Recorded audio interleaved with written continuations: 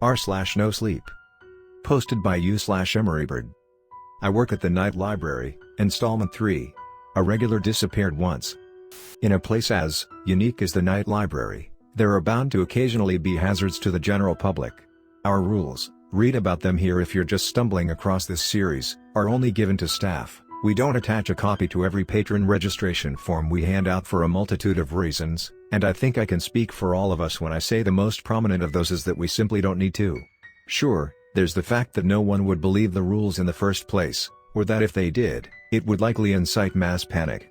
But we haven't really come across either of those issues in a serious capacity, because the rules generally seem to only regard our staff. Something about signing off on a job offer here commits us to the library in a way that means we're no longer blind to what's going on behind the curtain, so to speak. I've tried to ask Matt if he knows why that is on plenty of occasions, but he's pretty dodgy about it, so I've come to terms with the idea of never getting an answer. It's just the way things are. As long as our patrons aren't affected, the technicalities don't really matter. However, as with any rule, there are exceptions. The particular exception that brought about today's story is what I like to refer to as the revival clause. I learned about it in an innocent enough way. We have a regular patron named Doris, or Dory if you're familiar with her, which we all are, who Matt pointed out to me within my first few months of work. "See her?" he asked one night, tapping my shoulder with his knuckle to get my attention. I was checking in a stack of books I'd just brought back to the desk from being mended, and I raised my head, following his line of sight to the front door where a woman was entering in a wheelchair, an oxygen mask secured to her face. I nodded a confirmation. "Keep an eye on her," he told me. "If you see anything today, or if anybody does, so does she. She's a special case. Try to make sure nothing happens." I furrowed my brow, confused. "What do you mean? Did she, used to work here or something?" Matt shook his head, chewing on the inside of his cheek. "No. She had a heart attack last year that, it killed her. Clinically. They were able to bring her back after a minute or so, but it changed something." I set my books down, turning to face Matt. "Changed something how?" "We hadn't seen her in a few months.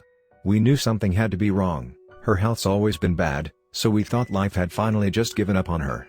But then she came back. Told us what had happened. We didn't think anything of it at first, and then one Saturday she was on her way out and started screaming.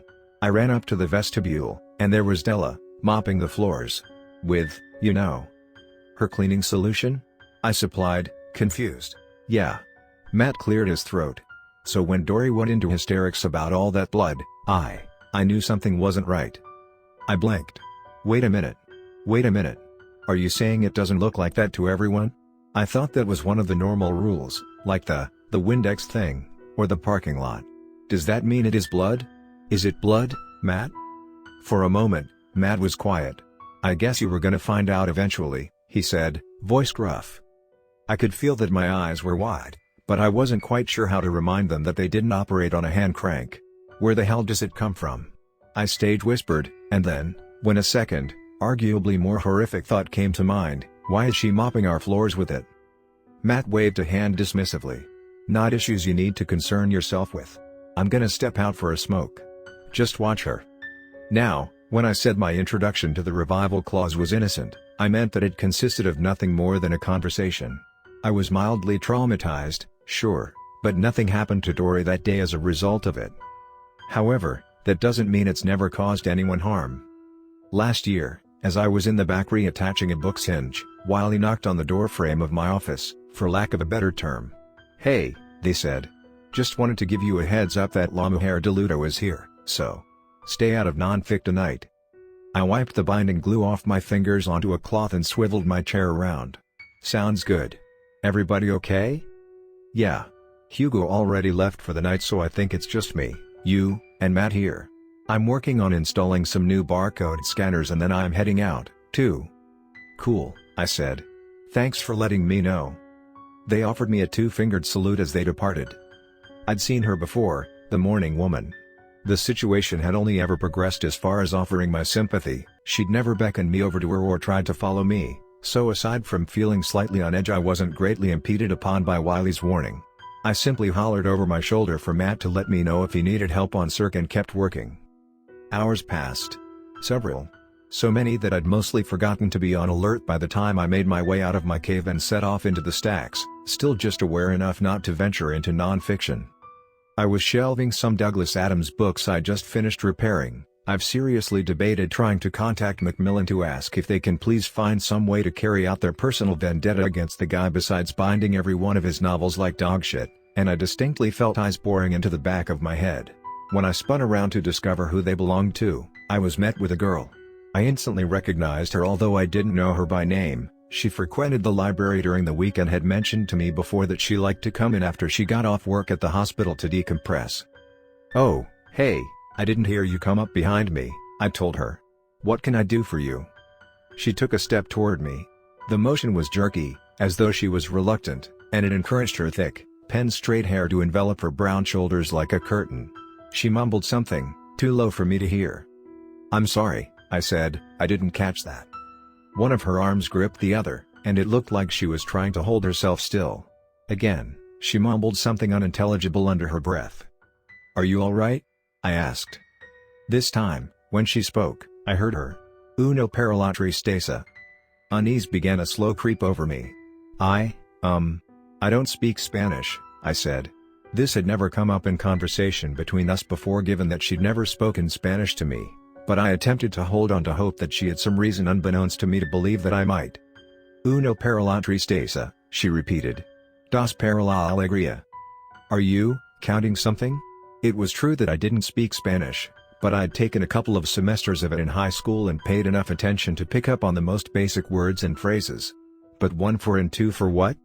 At the speed of O2 dial-up, my brain allowed a memory to filter through. "Tristeza," my freshman Spanish teacher had said, contorting his mouth into an overly dramatic frown. My little trick for remembering this word is that it sounds like trist, which is something people are often sad to find that their partners are having behind their backs. Tristeza. Sadness. Sorrow. Uno para la tristeza. One for sorrow. On autopilot, though I hadn't heard it in probably 2 decades, my mind filled in the next line of the old magpie nursery rhyme. 2 for joy. The girl stood before me, trembling. Waiting.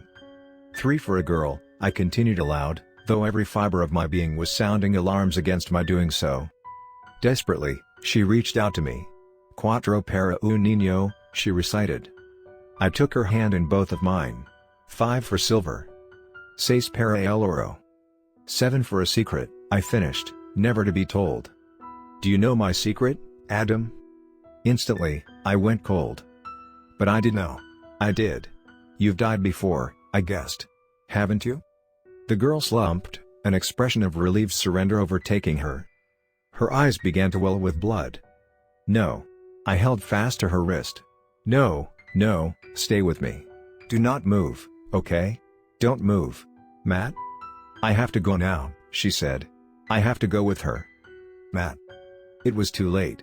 Before Matt would have had so much as a chance to intervene, the morning woman was there, blocking the exit directly next to us at the end of the row. The veil that typically shrouded her face consisted of thin, loose knit lace which only clearly exposed her eyes, but it was lifted now, and her cheeks were streaked with dried, brown-red trails, lashes matted and heavy. Necrosis had eaten holes through her lips, and her long, yellow teeth peeked through in several places, spittle stringing between them as her swollen tongue parted them to speak. "Vienes," she rasped, raising one gnarled, crooked finger to the girl's chest. The girl strained against my grip, releasing a shuddering sob. "Come on," I said, tugging desperately at her arm. "This way." She didn't budge. It was as though her feet were cemented to the floor. "It's okay," she told me. "Let go." I refused, clamping down even tighter. La Mujer de Luto glided toward me and I sucked a breath in, squeezing my eyelids shut and stifling a gag at the scent of her putrid flesh. The last thing I felt before losing consciousness was the brush of her ice-cold, ragged nails against my forehead. When I came to, I was lying on the floor in the break room. Matt was standing at the counter pouring coffee into his signature mug, World's Best Grandma. He found it in a cabinet when he bought the building, and when he saw that I was awake he held it up to me in a cheers motion. "Hey, slugger," he said. "How ya feelin'?" I pushed myself up onto my elbows and assessed. My head was pounding, my mouth incredibly dry, but otherwise I wasn't much worse for wear. "Okay," I answered. "Okay," he echoed. "Gonna quit on me?" I blew a huff of laughter out my nose. Nah. I don't think so. Good. Then go home. I'll see you tomorrow night. Over the following weeks, missing posters began cropping up around town. They depicted the girl from the library, of course. Her name was Mina Al-Khaldi. She was a 23-year-old medical student at the local university. Her parents' contact information was listed below her photograph, as well as a sizable reward for her safe return. Every time I saw one, my stomach flipped. I debated calling them on several occasions, just to try and offer them some kind of closure, but what could I have said? Stop looking for your daughter, she's been taken by what I'd guess is probably the spirit of a dead woman to God knows where, and she's never coming back? So I never did. The months passed and eventually the posters became fewer and further between. But I never forgot her face. To this day, damn near every time I close my eyes, I see hers glazing over with blood. I hear her silently pleading with me both to help her and to set her free. I try to tell myself it wasn't my fault, that these things are never in our control. But on the worst nights, when I can't sleep without her watery voice resonating throughout my entire head, begging me to let the morning woman take her, I wonder if there was something more I could have done. I wonder if I could have saved her.